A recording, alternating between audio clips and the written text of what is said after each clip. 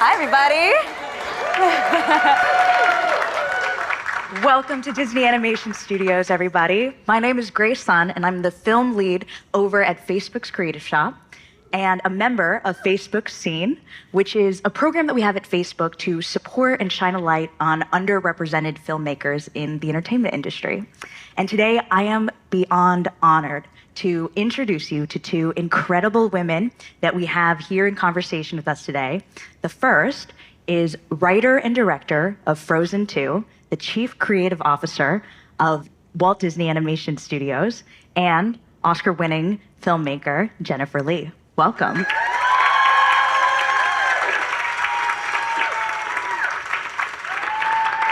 We're also so honored to be joined by Oscar-winning actor and advocate, Ms. Geena Davis.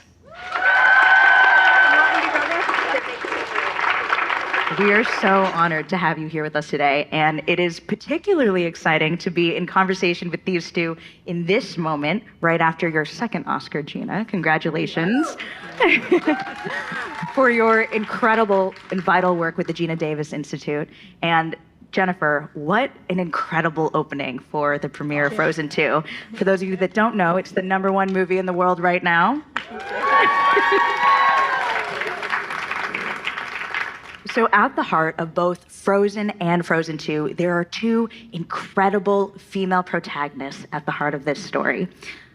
My first question for Jennifer is, when people see Anna and Elsa, what is the thing that you hope they see in their relationship as sisters? Well, I think what I love about Anna and Elsa, we've often in film, we see two women against each other, you know, and they're always pitted against each other, except for Thelma and Louise, which was a huge inspiration. So let's not forget that, huge inspiration. But the strength of these two women to support each other, it doesn't make life any easier. They are very different. They want different things. They are trying to navigate life. They are very real.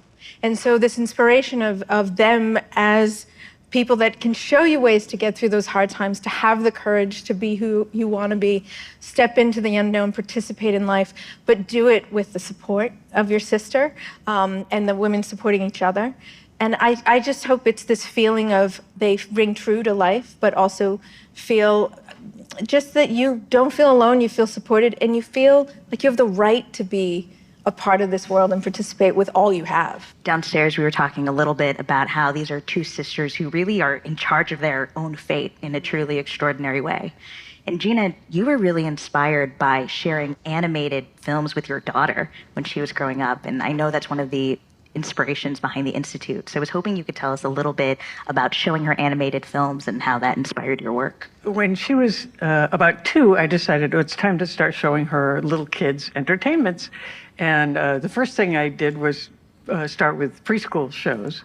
And I think because I'd been in like movies that struck a nerve with women, that I had a sort of spidey sense or something, because I immediately noticed from the very first thing that there were far more male characters than female characters in something made for the littlest kids in the 21st century.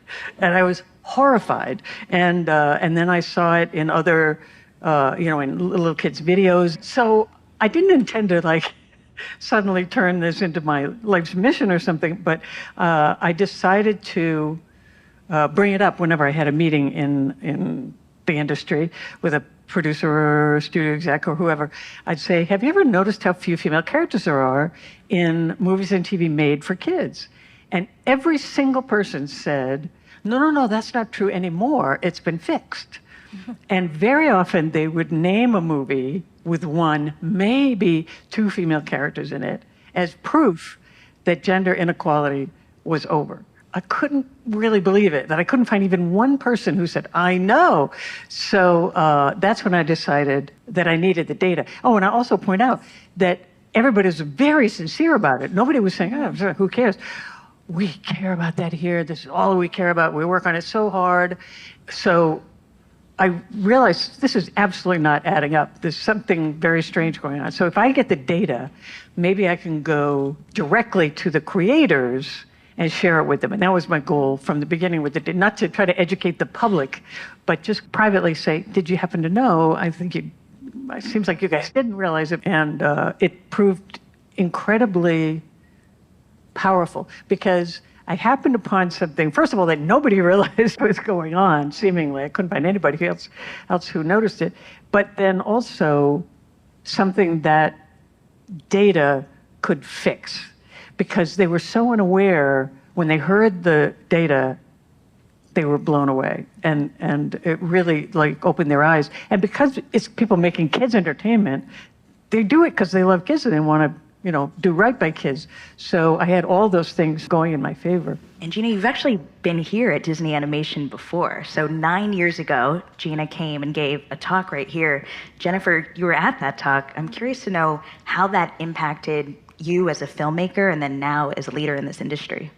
Yeah, I mean, it was huge. I was one of those people who was completely unaware of the data. A couple things I was aware of is when you're coming into the industry, and this wasn't particular to Disney Animation, it was someone, as you're trying to get into the business, of the phrase, boys don't see girls' movies, and we always have to think of the boys in the market, and that was a big priority. And so I was aware of that, but I was not aware of the numbers. And I think the data was so staggering that I walked out very changed, and it had a huge effect on the people there. I will say, I said this the other day, which was shocking, is there were a couple people who weren't ready to hear that info, and they were men who got very defensive.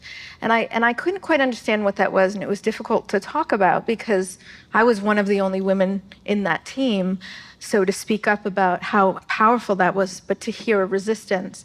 And I think that I realized something, that there was another part of this, which is the feeling of responsibility to make that become something positive, to make change versus an insult or a negative was going to have to happen. But the amazing thing was the impact for the studio as a whole was huge.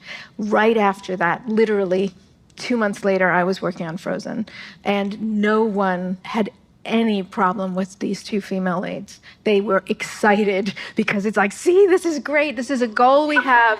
This is wonderful. And the proof started to be in the scenes. And for me, I was making these characters and was very inspired of real women, three-dimensional women who they have their own power, but all the flaws we have, they're not one note. There's not one of them, and they're not always talking about a man and all of that. And the men here also responded to them. They loved them. And so the progress in the studio has been was it open dialogue, and it also helped us be supported to prove the notion that strong female characters can speak to many people, men and women, boys and girls, and can carry a film, a bigger film, a global film. So it was a huge starting moment. God, I think of how far we've come in 9 years, and I couldn't be more excited and more grateful because you've been at it. You haven't stopped. Oh, well, speaking of the past 9 years, so guess what? Disney is number one as far as female protagonists in TV and children's movies. Number one. Female lead characters in children's TV shows is 64% are female, and in children's films, 45%. So it's incredible. Yeah, and nobody else is close at all.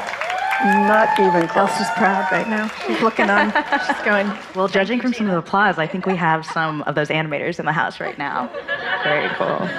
For the research that the Institute has done over the last 9 years, particularly when you're thinking about animation, what are some things that filmmakers can do to instantly promote more diversity, more female representation? I have a very shorthand way to do this, which is whatever you're already going to make, whatever you got the script maybe already, whatever, do a gender pass where you go through it and you say, who can become female? And then you change the first name, and then you're done.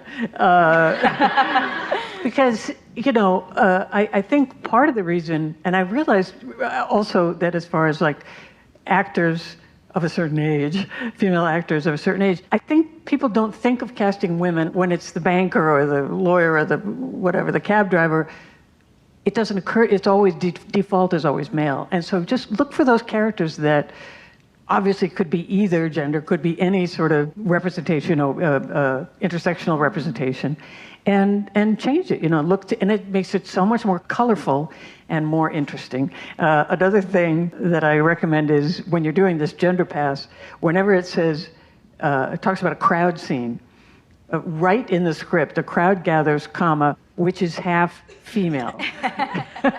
Because it was interesting, we found in our early research that the crowd scenes in animated films were wildly short of female characters. In fact, in some animated movies for kids, only 17% of the crowd scenes were female. Because it's so unconscious, you have to take active steps to counteract it. You can't just assume, I'm woke, I'm doing a good job. All of us have unconscious gender bias, and so we have to actually very consciously work to overcome it. What I'm hearing is Geena Davis starring in Frozen 3. Just saying. Not to put you on the spot or anything. Ask us in a year if we can handle Frozen 3. I will. Well, speaking of some of those actionable steps that you mentioned, Jennifer, when you were thinking about Frozen 2, what are some of the things that you and the creative team here did to ensure a diverse cast and that the new characters in particular felt really authentic? One, we knew, though, we wanted to anchor it in Anna and Elsa.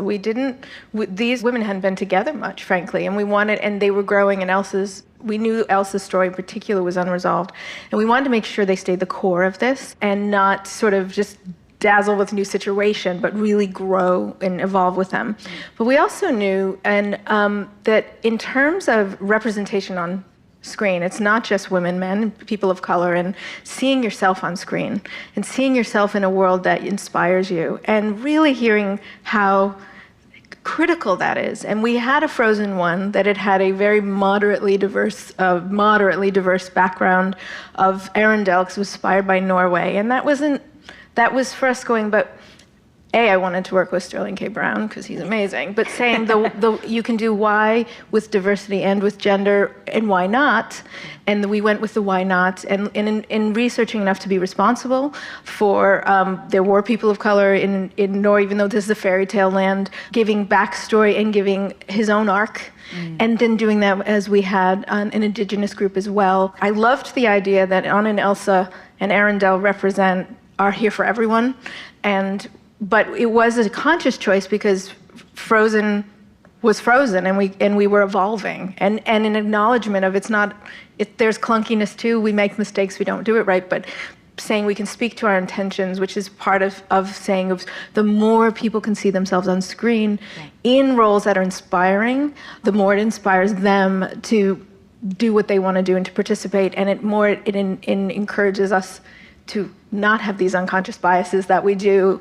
And so that was important. And so Frozen, for me as a filmmaker, was a start of as I learn and grow, that is for all of us a continued evolution and continue conversations, really having to be speak out loud about things that are hard to talk about, but the importance of it, and it actually brings our rooms closer and brings everyone in the room to feel like they're more of a participant and an equal part of the room. It's been an incredible, as I say, just from the 9 years for me starting, and I had just started here, so it's kind of like I can really feel the growth and change. You just started, and you started Frozen right soon after? I had been here almost a year. I was doing Wreck-It Ralph, and you came while I was on Wreck-It Ralph, and then they asked me while finishing Wreck-It Ralph to take over Frozen as a writer at the time, and then director with Chris, but so I hadn't even been here a year yet. Wow. Yeah. That's so good. Yeah. One thing that I read that you said is that you've noticed in rooms here that when a young female animator sees a woman in leadership at the table, they're more likely to let their voice be heard, to lean in, so to speak. Absolutely, and I think it's across the board, and what was amazing is after Frozen, we started talking more about this. I believe it was one of our visual development artists, and we were all sitting together, and animators were there as well, saying that thing of feeling the confidence to speak up. We had some really hilarious moments of the arguments of whether Hans should kiss Anna or not kiss Anna. The guys are like, oh, he's going in for the kiss. And we're like, oh, no. Because for him not to kiss you, that you're not even worthy of that kiss, oh my God. It's like you're at the door. The guy doesn't he says, I had a great night, and walks away. You're like, oh my God. And so that no one had had that conversation. It was like those little things of authentic moments. Yeah. And that's what our rooms are like, you know, and just realizing that there's a moment where you feel that you have an unspoken permission to contribute, and vocalizing the importance of that. And what I love is we've spoken about that openly with men in the studio, and they all go, oh, wow, okay, we want that. We want the balanced rooms. We want people speaking up. I love that. That work is so inspiring, and I think you see it in the workplace, and you also see it in the work in the final film. Looking across the entertainment industry, we're still pretty far away from 50-50 gender parity, especially when it comes to female directors, and even more so when it comes to female heads of studio. Geena, how do we fix it? Well, the simple formula is, no, see, that's the thing. People have known the numbers for decades. Yeah. Nobody is in the dark about how few female directors there are, or studio heads for that matter. And it's not like people are saying, what? We must do better. This is untenable. We must go straight to 50-50. It's not happening. So I'm not sure that there's a fix like happens to work for on-screen, but I think it is part of the same thing where you have to make conscious decisions. You have to say, I have gender bias. And I don't think anybody can truly say, I hire purely on merit, because how do you know you're conquering your unconscious bias? A great example is I was in Australia, and they have a short film competition every year. And they said every year only about 17% of the films chosen to compete are directed by women. So one year, a couple of years ago, they decided, you know what, let's, for the heck of it, we'll take the names off and see if that does anything. 50-50. So these were smart, well-intentioned people who desperately wanted to be fair, and they couldn't, unless the names were off. So unless you're taking people's names off things and interviewing them behind a curtain and you can't see or hear them, you've got to say, I'm biased, how can I overcome that and be fair?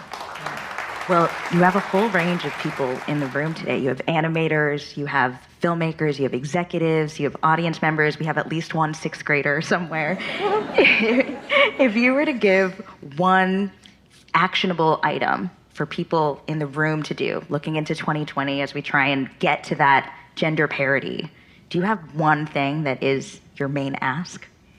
Well, I think it goes to what you were talking about having encouraging women to have their voice and speak up and be part of the solution. I mean, it's very hard if you're still in an environment where you're the one woman in the room or one of two, and it becomes very hard. But we have to support each other and encourage each other's voices to be heard. We just need to do that, because it just all falls by the wayside unless you're very, very proactive about this stuff.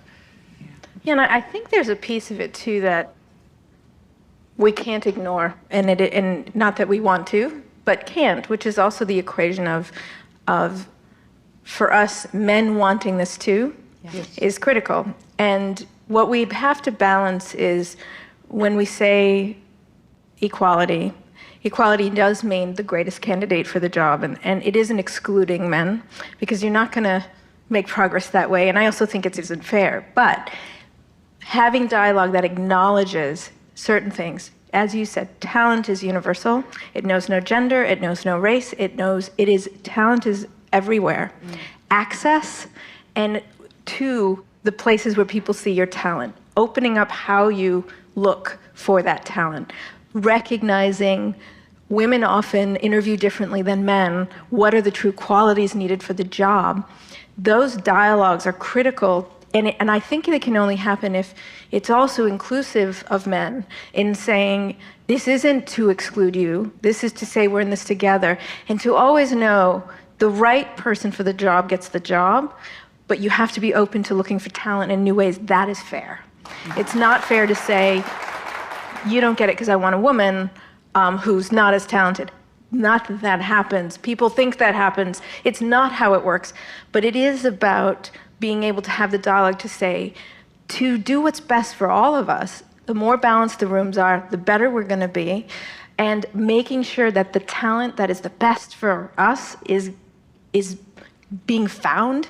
We have that obligation, and we have to have the dialogue together. It's hard, though, often as the woman to bring it up, because it does feel like you're attacking. But it's okay to say, isn't this complicated? Let's talk about it.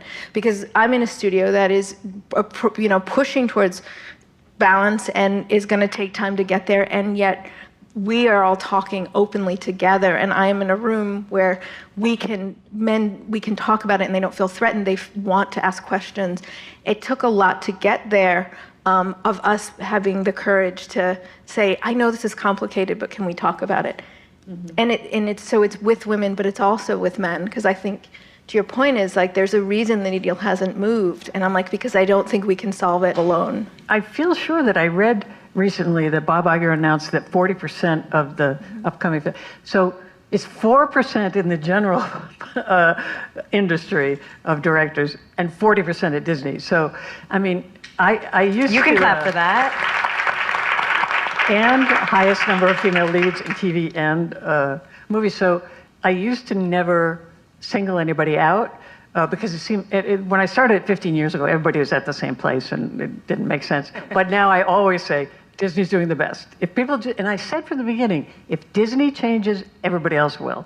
And so I'm waiting for that to happen, because Disney has profoundly changed in an incredible way. And to make, that many movies starring women and TV shows about women and girls, it's fantastic. That's actually a perfect segue to my last question, which is, Jennifer, you are right now the leading creative animator who's a female in this industry. How does that influence your vision for the studio, and how does gender equality come into play for when you think about the movies that you want to make and who's making them?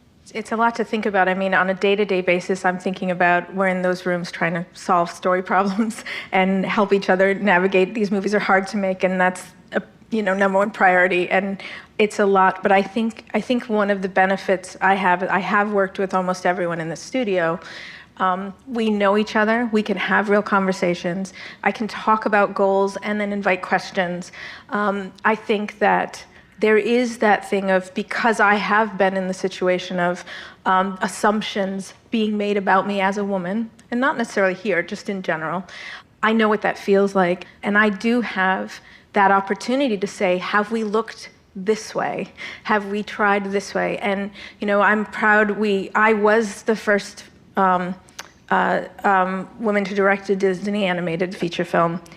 There are now 2 more female directors with me who are incredible. One who was promoted from inside, who's extraordinary. I mean, come on, she worked on Zootopia, Wreck-It Ralph, she's incredible. And a woman we brought from outside who is this wonderfully experimental, independent writer, but has Disney in her heart. And so I've got that, and we are growing that way. And everyone has supported it, and they are the absolute right women and people for those jobs. And everyone supported that too here. And we're just getting started. Disney Plus is going to allow us a lot more opportunities to try out new talent and grow new talent. And so I think there's an awareness, but also I have an obligation to keep asking questions. I know it's a place of privilege. I got to go up to Geena when she just won her Oscar and say, I am inspired by you. I want us to do great things for women in the industry. Can I just say hi? And I know I have that. That's a luxury. That's something a lot of people don't get to do, and I got to do it. And so there's a responsibility to that. But I know it's a long process. 9 years ago to here, that's my journey here. Yeah. And I am so excited for how far we've come. And I do get to be in Disney where we're driving it really forward really fast. But I just hope the momentum picks up. I can feel a shift.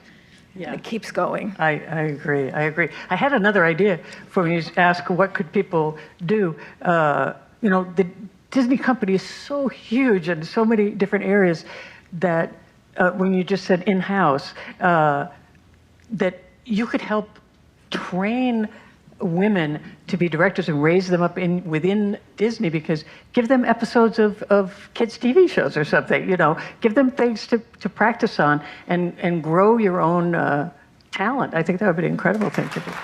Hear that, everybody? That's your action item from Geena Davis. Well, thank you both so much. It's been such a pleasure to watch, I would say, the mutual girl crushing happening between you two. Thank you both so much for being here. Let's give these two a warm round of applause.